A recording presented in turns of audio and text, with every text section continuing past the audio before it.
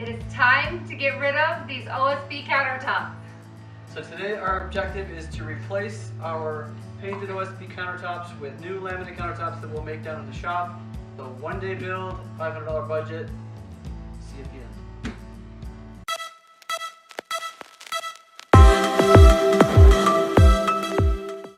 So 2 years ago when we moved up into the loft, we threw together cabinet boxes. We didn't have any of the face frames, we didn't have it stained. And we put OSB countertops down. Well, it was very apparent to me, who works in the kitchen all the time, that OSB countertops were not going to be conducive. You couldn't wipe it up without snags of wood getting caught in the rag and kids getting slivers. So I put a nice thick layer of reject paint that I got from my local True Value store, and I just painted it all over and put a really thick coat on. And it became a wipeable surface.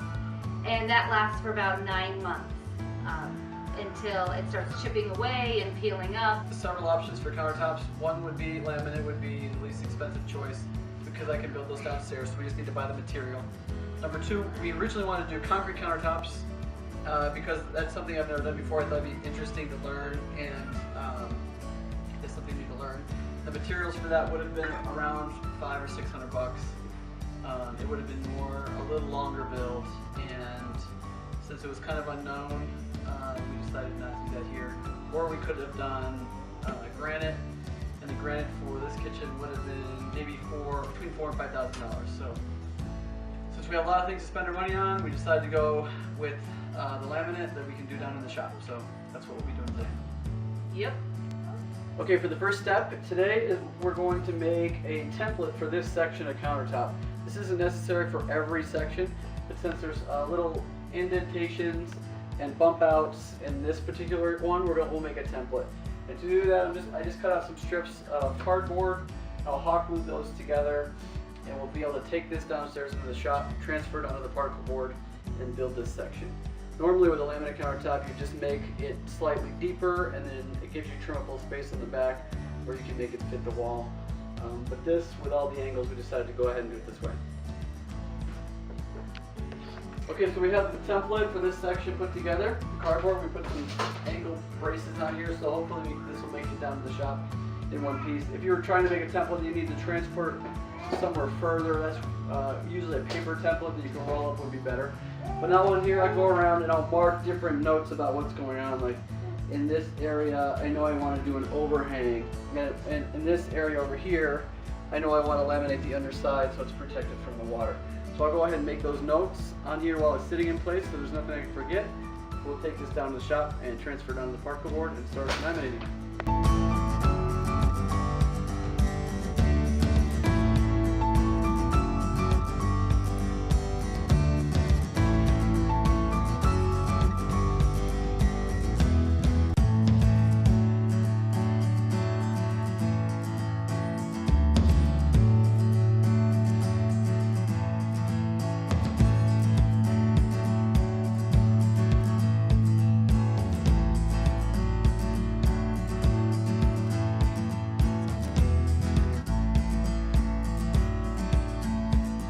Okay, so we transferred all the marks from the template onto the other side of these two boards, but it's over 8 feet. It's like 10 feet. So we're joining this section with biscuits to make it longer. We'll let this dry while we measure and prep the other pieces, and then we'll start cutting them to fit and adding that overhang and stuff.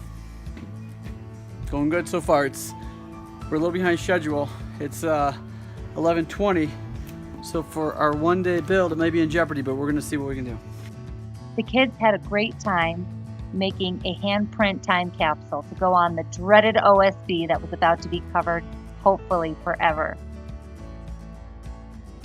Okay, we've transferred the marks from all the templates onto the particle board, and we've got them all cut out. So we've basically condensed upstairs into 3 areas. This sink area, an L for the corner, and then another little chunk. So now what we need to do is add these build-up strips to the front. So everywhere there's going to be an overhang on the front of the cabinets, we add this strip. This is just a 1/2 inch by 1/2 inch piece of maple. I'm using maple because it's kind of a small build-up. That way it won't break off. And this will end up giving the finished countertop, it'll be 1 1 1/4 thick, and give it kind of a nice look. Okay, it's time for an update. It's 2 o'clock, we just had a good lunch, and now we're ready to start sticking down some laminate. To stick down the laminate, we use a spray adhesive. You can either get it in a can, or there's stuff you can roll on, there's stuff you can spray in other ways, but this is easy to get at any of the big home improvement stores. And what you need to do is spray it on the surface spray on the surface, both surfaces, so the laminate and also the substrate, and you let that sit for 5 to 30 minutes, and then you stick them together. But once you start sticking them, it'll be a permanent stick, so if it's angling in the wrong direction, it's going to be off. So you got to be careful when you start to stick it that it's in the right spot. So we're going to go ahead and laminate the underside of this countertop where it's around the sink, inside the sink opening, and around all the outside edges where we did the build-up strips. And we'll do that once we get them all stuck. I'll show you how we use the router to trim it all off and make it nice and neat. Okay, we got a few of these glued up and ready to go. We've waited a few minutes, and I'll go ahead and show you how you stick them on. So this was glued, and you want to just make sure, like I said, you always cut these at 1/2 to 3/4 of an inch bigger than what we need, so that you don't get it placed in the wrong spot. But then once you line it up, so you know there's enough overage everywhere, you can just go ahead and stick it on, lightly rub it, and then you go over with a J roller, which applies pressure all across the bond and makes it stick good. So easily rub that around. That should be good. So go ahead and stick the rest, and then we'll show you how to use the router. Okay, we're ready to trim the laminate. So what I have here is just a little router, or laminate trimmer. It's got a flush trim bit. So that just means that the bearing rides on the surface and trims the laminate flush to whatever the bearing rides on. So when you're doing it, you can't stick every piece at the same time. So we've stuck half of them, or a little over half. We can trim these, sand them, and then stick the ones that run into these ones. That way you get the best finish. But I'll go ahead and route this one off and show you how it works.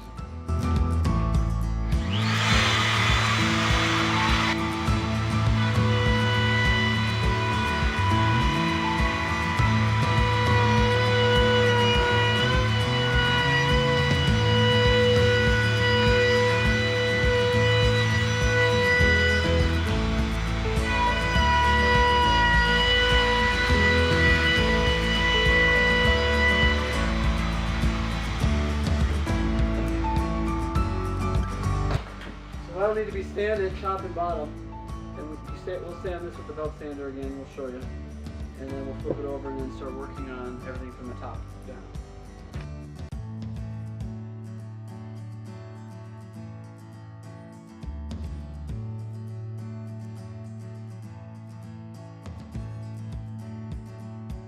I wanted to be able to show you guys up close what it looks like to stick the laminate, roll the laminate, and then trim the laminate. Unfortunately, I was having some technical issues with my camera, so I didn't get one of the countertop we made that day. However, I did look back earlier in the week, and I found this video footage of when Zach was making our island.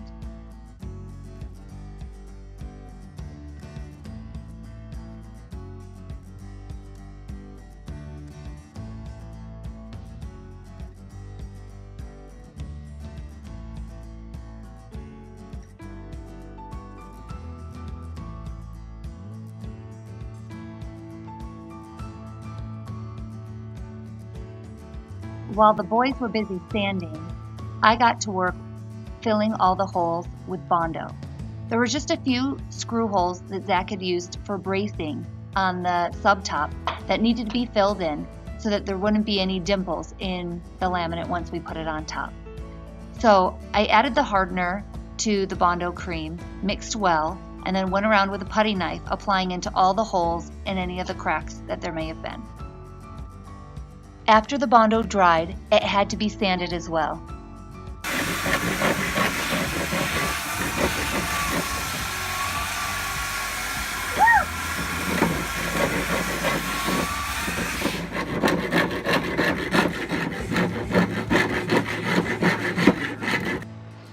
Okay, we're making pretty good progress. It's 3:20, and we've got the tops, all the edges on the tops done. We've gone ahead and flipped them all over and sanded all of this edge down flat. When you trim with the router, there's just a little bit of an edge, so we went over that with the belt sander like we've shown, and sanded that flat. Then I went over the whole top with a random orbital sander with 80 grit just to make sure there's no glue or any high spots. Knocked it all down flat. So now it's time to stick the laminate down, and it's a little bit tricky because they're big chunks, and it's the same process. When you stick it in any one spot, it'll stick and stay stuck. So we'll show you how we do it. I'll go ahead and spray this whole thing with glue and the other side, one side of the laminate as well. And then we'll use little dowels like this to hold the laminate off the top. And then once we have it perfectly aligned, we'll pull the dowels out and stick it down. Okay, we're putting the spray adhesive on the tops now.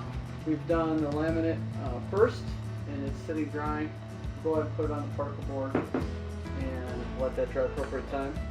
You really want to wait until when you touch it with your hand it's not sticky. It seems like you'd want it to be sticky, but actually it tastes better when it's a little bit more dry. So we're going to go ahead and spray this.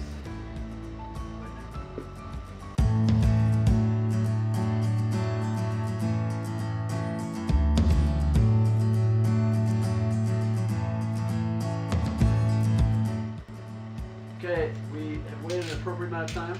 Well, we don't know. We're just pretending it's appropriate. We're going to put these dowels on here. It's really important to make sure these are clean. So you clean these off and lay them over here. And the more dowels the better, because the laminate wants to stick on there. So at least every foot closer as possible. You got it.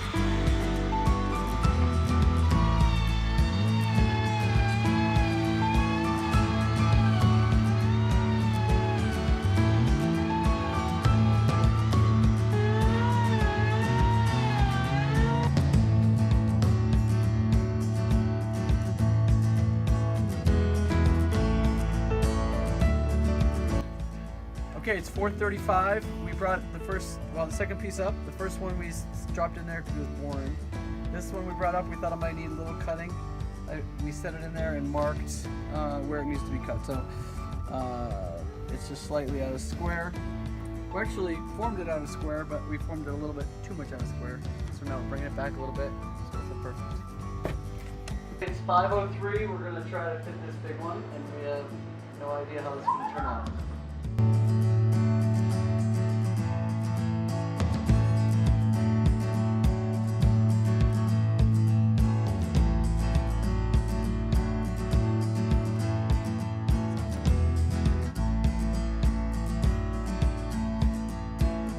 So how do you guys feel about the new counters? Okay, it's a little after 5 and the countertops are in. You got the countertops are in? Yeah. And we stayed in budget. $500 is all we spent.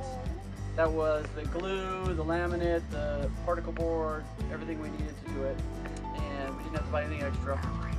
That's good. We didn't have to buy anything extra because it would have been a trip to town and that would have been an extra 2 hours, so that would have messed up our schedule and our budget. So we're in budget, on time, and we're happy. I'm so happy to not have OSB. Now listen, let's be honest, I have a love-hate relationship with OSB. OSB has been a great temporary floor for us, a great temporary countertop, but it ended up being a lot longer than we anticipated. anticipated. So although it has served us well, I am happy to say goodbye, GOODBYE, goodbye, goodbye OSB. Forever. Until the next house, actually. So anyway, peace out.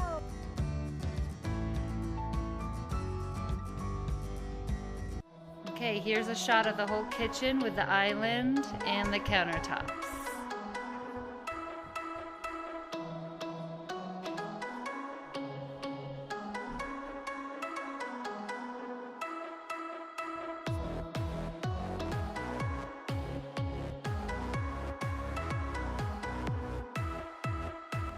Okay, it's my 1 week post-project follow-up on our countertops. And so looking back, dang, I wish that we had done these a long time ago. I really do. We had been wanting to do concrete, which would have been about $550, and that's about what we spent on these countertops. So for the laminate, for the glue, and for the particle board that we used underneath to put the laminate on. In the end, I am so happy just to have these countertops done. Now that we're looking forward to the future this spring and starting our house build, all of my attention and my focus is really going that direction. The only thing that I maybe would have done different would have been to do these a year ago. But like lots of things, hindsight is 20/20. So if you're in the middle of making your temporary living space, make it good. Super, super happy to have these laminate countertops and just to have them done and to have these beautiful, clean, wipeable, amazing surfaces.